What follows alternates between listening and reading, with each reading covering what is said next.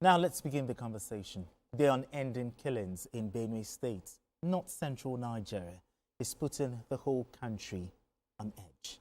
Nigerians woke up to yet another gruesome attack in the state as Governor Hyacinth Alia confirmed the killing of 59 persons at Yelawata, where suspected herdsmen attacked the border town.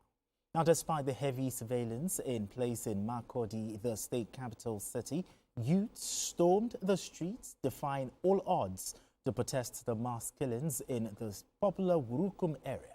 While some are advocating for state of emergency to put an end to the chaos, others are rooting for self-defense should the government continue to hesitate to take decisive action. Now let's share the story of the protest by TVC News Mayowa Okwato.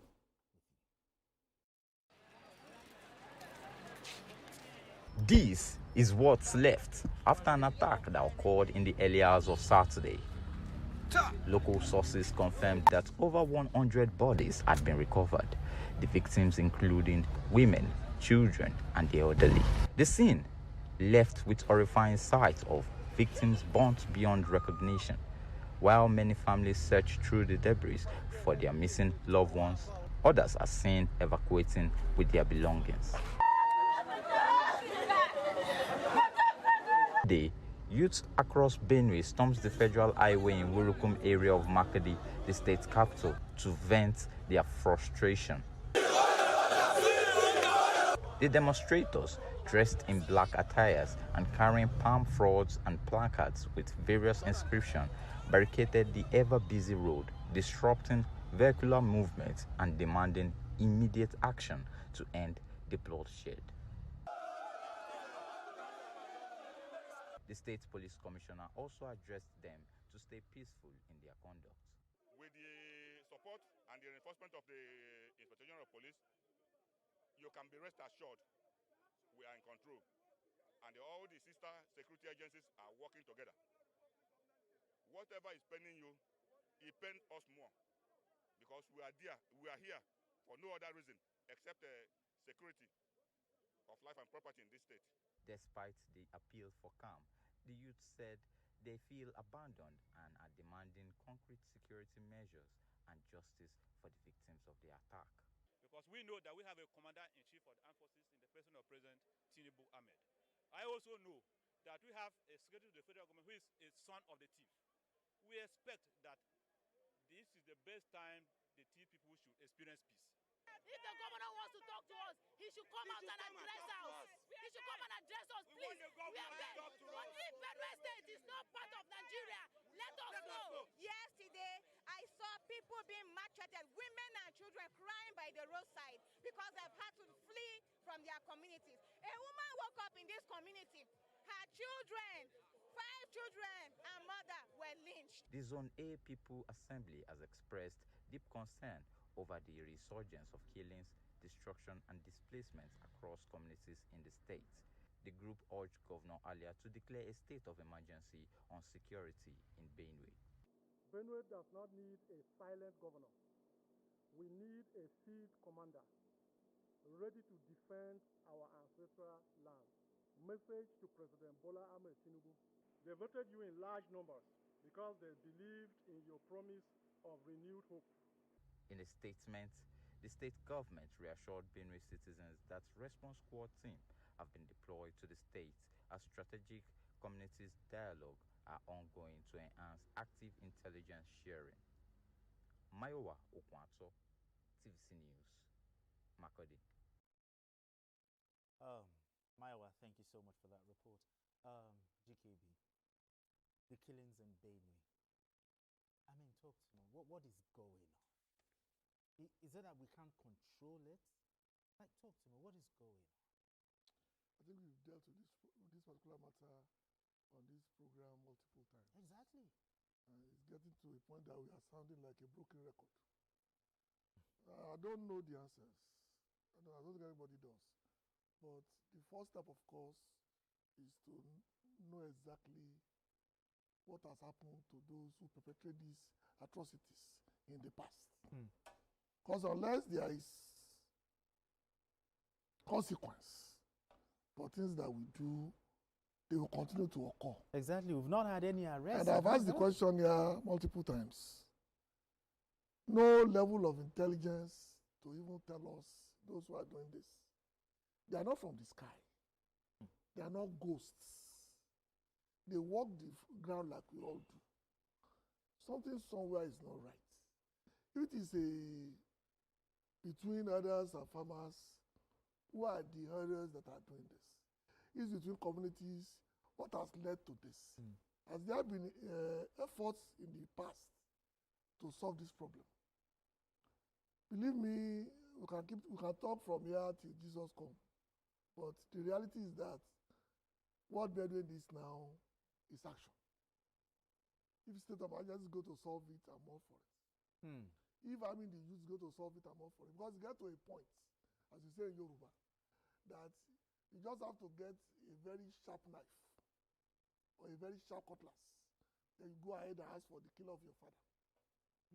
And that's where we are now. These young men will sooner or later take things into their own hands. And will not be palatable. Because they will not go after innocent people who have absolutely nothing to do with the mayhem going on. That to me is the danger.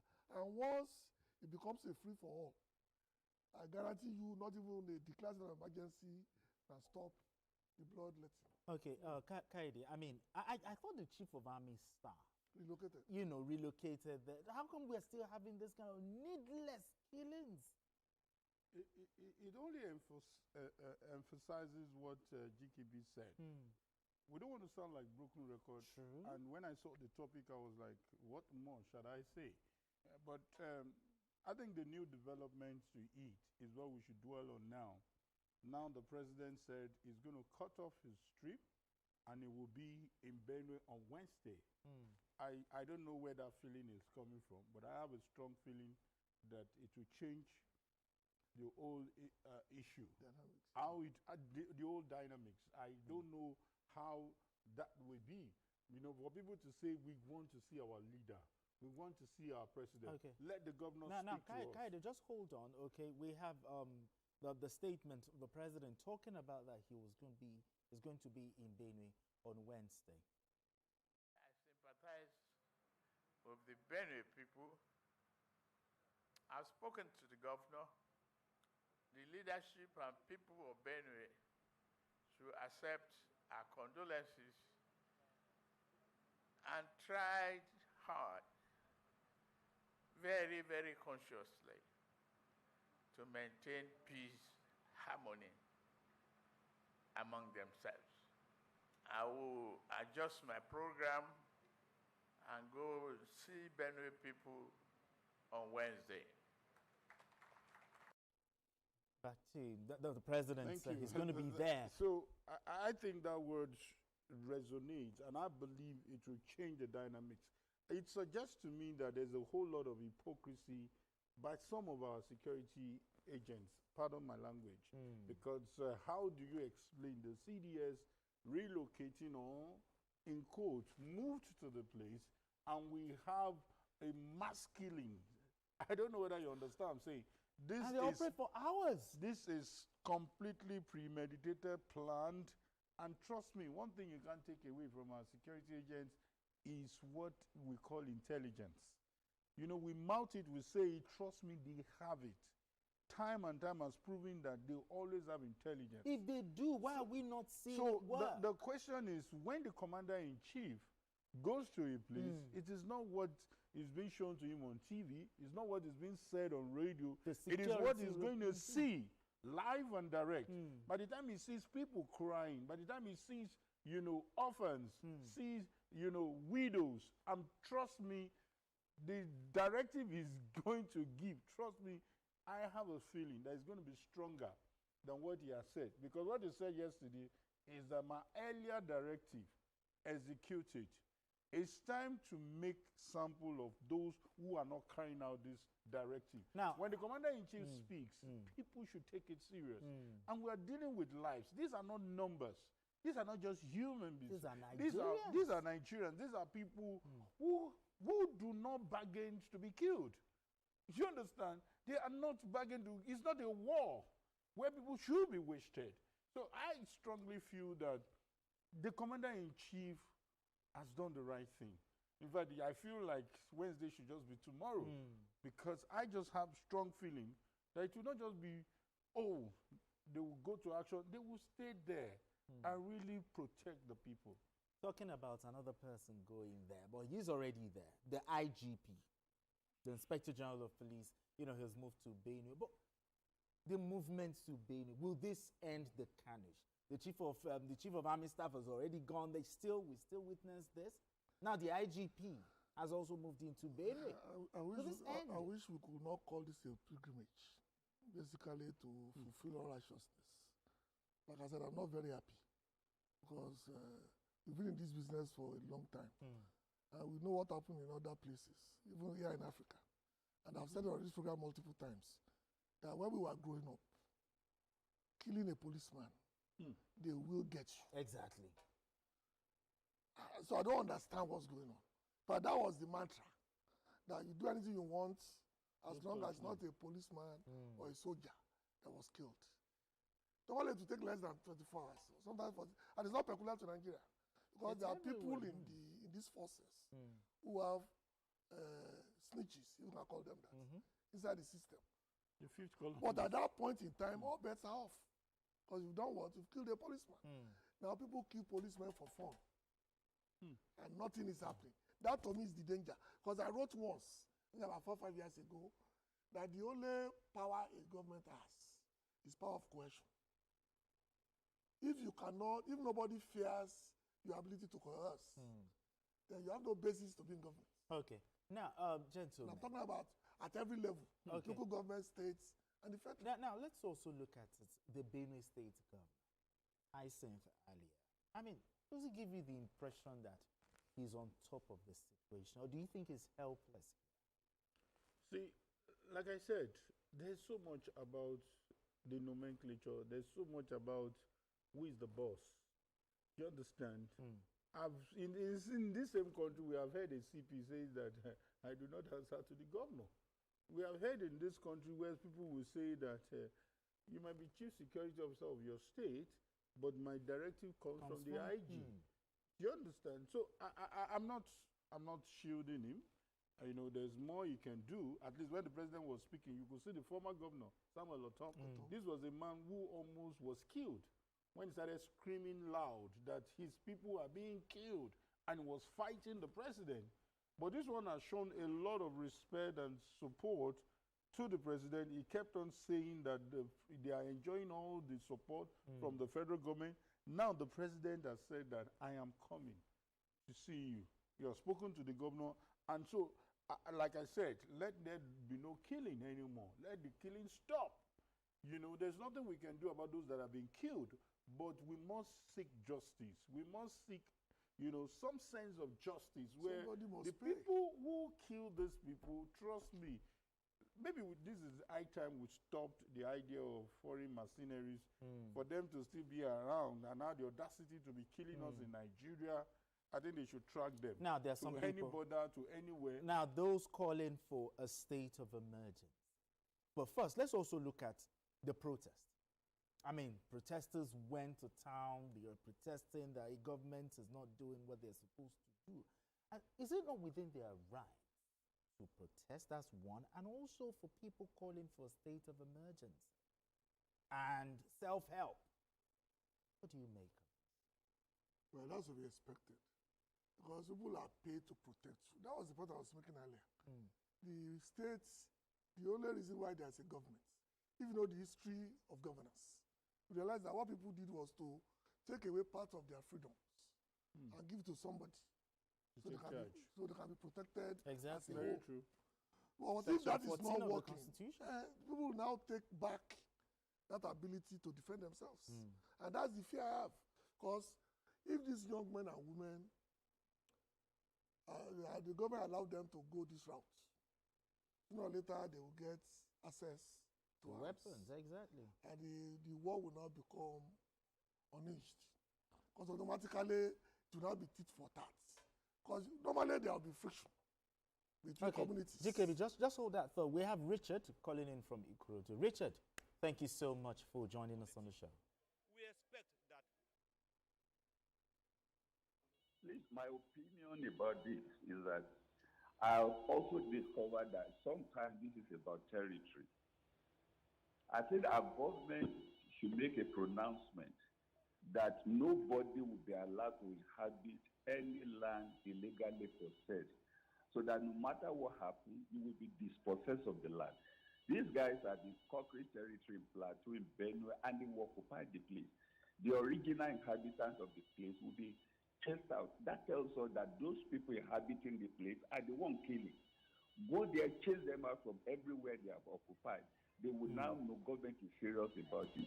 So why then you will not get it? So please, let's do that. Thank you. All right then. Thank you very much. I mean, you talked about the issue of self-defense and all. Because if you look at the Constitution, Section 33 talks about right to life. Section 14 talks about the function of government, which is protection of the lives of Nigerians. Now, if security is failing like this, as it is in Benue, does it not make sense for the people to protect themselves? The right to protest is even very, very well in place. Yeah. You understand? I do not expect people, sometimes people even insult the people of Benue. That the fact that people are killing them every day shows how docile and helpless they are. As much as that's a sensitive statement, but it's just to say that they have the right to protest. And I want to believe that what we just saw, police dispersing them, is also expected. One thing that is happening is, okay, police can seize their motorbikes and definitely they should return it to them. Police can stop it from escalating. That's also in place. You understand? Protest is really about express your displeasure, cry out, and I think they've gotten that attention. Having said that, for me, I think what is important is I do not subscribe to self-help.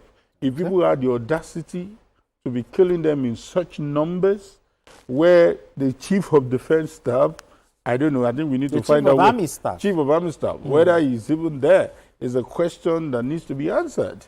So if he's there, then it means that probably and he couldn't be there without his boys. You understand? Without his men. So we need we have Ali calling in from Lagos. Ali? Ario from Lagos. Yeah. All right, Ario, let's talk.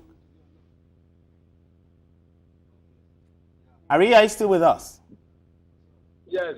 Yeah, let's talk. Go ahead. Well done. Good afternoon. Yeah, good evening to you. Well done, nobody. Please, I want to ask, all those Fulani people, are they not Nigeria people? Because they have a carry gun, nobody accuse them, nobody arrest them.